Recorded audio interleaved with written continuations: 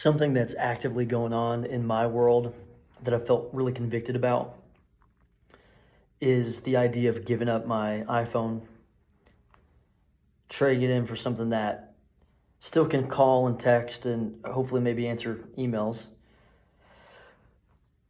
for work and that sort of thing, but something that doesn't have the apps, that doesn't have very easily accessible internet, if any. And it's hard because, again, you can make excuses all day long, as we all do. Because here's the thing, I talk to many people. I've canvassed many conversations with friends and family, and they were all kind of saying the same thing, like dozens of conversations I've had over the past couple of years. Because this has been on my mind for about 2 years now. I've been off social media for 805 days now. And really since then, I've had this idea of possibly giving up my iPhone for like a flip phone.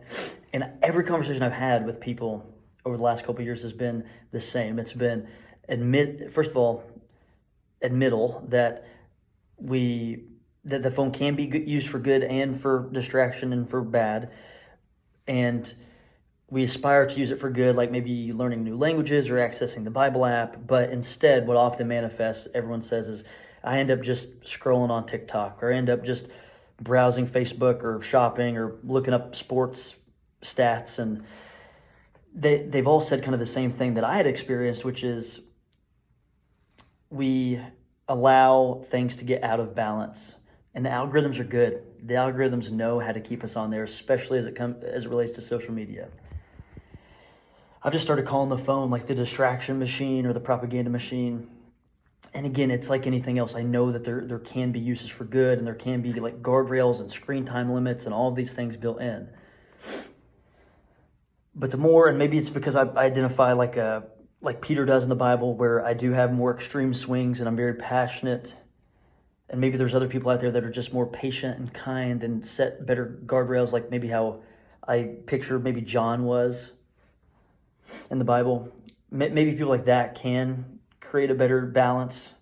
But I think if we really take inventory and dig deep down, we are at the point now where we've had these phones so long, and it's just inch by inch, these social media companies are getting better at keeping our eyes on the screen, keeping us distracted, that it is becoming so out of balance. Like we say, oh, I need Facebook because I want to keep up with what my grandma's doing. But instead we just scroll endlessly and compare and post things to make ourselves look good, and the highlight reel instead, but instead you're actually sitting there just distracting and broken. And I think there's just a lot of truth and a lot of possible growth in removing that distraction from your life and just allowing yourself to live how I would define as maybe how we're created to live. And again, I'm not advocating for every single person right now to just go throw your iPhone in the river, but maybe just start that conversation with yourself of like, just a simple question is like, hey, is my phone a net positive or a net negative in terms of how I'm currently using it, how it's currently manifesting in my life?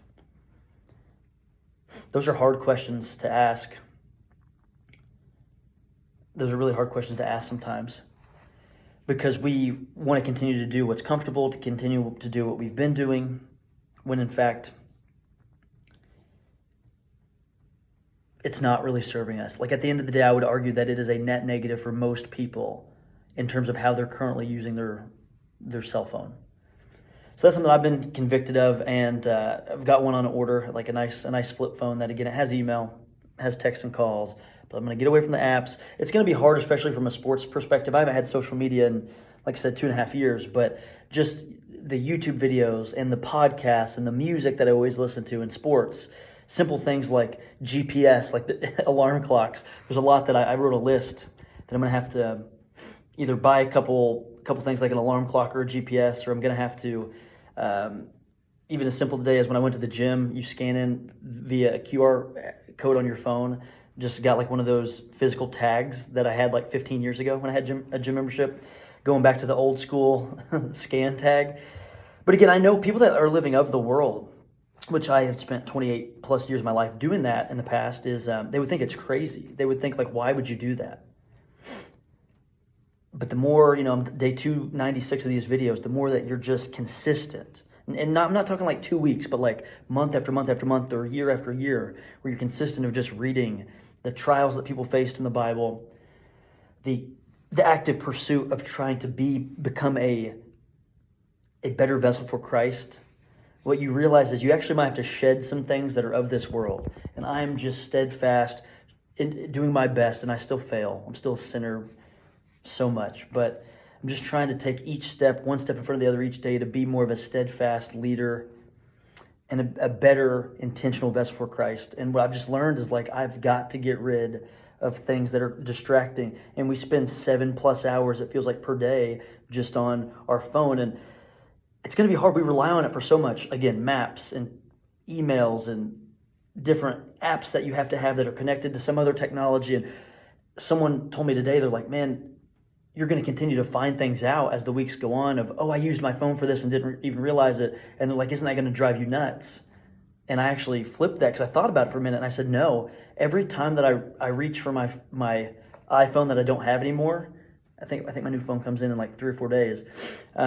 Anytime I'm not able to do something as simple as like getting into my banking app or whatever, it's just going to be a reminder that like that's how much of a hold that these tech companies have on us. And I don't want to live in a way where every aspect of my being is controlled by something that's just taking so much of my attention. Like again, everyone's got their own story, but for me, it is a net negative in the way that I use my phone. It makes me a more distracted husband, a more distracted father. I definitely can learn on it, and I still have a laptop that I can intentionally log into in the evenings to watch various sermons, videos, podcasts, etc. But it'll take me intentionally doing it and not subconsciously just having a running increments 50 different times throughout the day, where I'm just using my phone as a subconscious distraction tool. So again, I'm just excited. It's kind of like a Bob Goff decision, I feel like, that he would do when he has quit Thursdays. I encourage you to look into that.